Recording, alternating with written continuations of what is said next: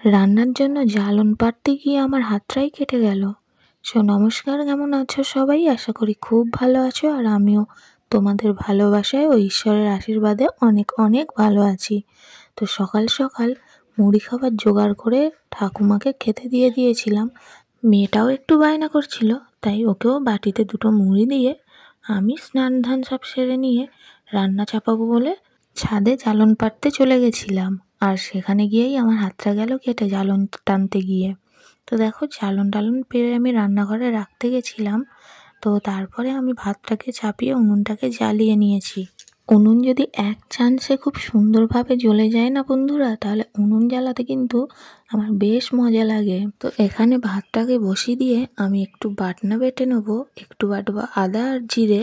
তাই শিলটাকে ভালো করে জল দিয়ে পরিষ্কার করে ধুয়ে নিচ্ছি, কারণ সব সময়ের জন্য শিলটা এখানেই পড়ে থাকে সারা রাত সারাদিন। তো ধুলো বালি কিছু বেয়ে যাক, তাই শিলটাকে ভালো করে ধুয়ে নিচ্ছি। এরপর দেখো, আমার প্রায় আদা জিরেটা বাটা কমপ্লিট হয়েই এসেছে।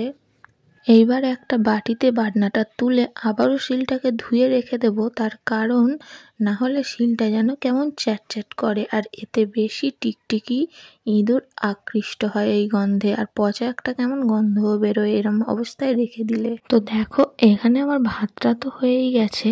তো এবারে আমি ভাতের থেকে ডালটাকে বার করে নেব, মানে আজকের আমাদের নিরামিষ ছিল, তাই ভাতে কৌটোতে করে দিয়েছিলাম মুগের ডাল।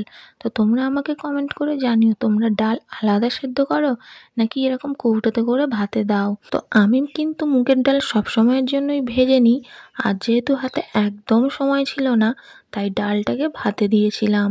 মুগের ডাল একটু ভেজে নিলে সেন্টটা বেরোয় ভালো। তো এই যে আমি এখানে ডালটাকে সাঁতাল দিয়ে নিচ্ছি, তার জন্য আমি মশলাটাকে কষে তারপরে মুগের ডালটাকে দিয়ে দিলাম। পরিমাণ মতো নুন, হলুদ আর সামান্য মিষ্টি দিলে মুগের ডাল কিন্তু খেতে দারুণ লাগে।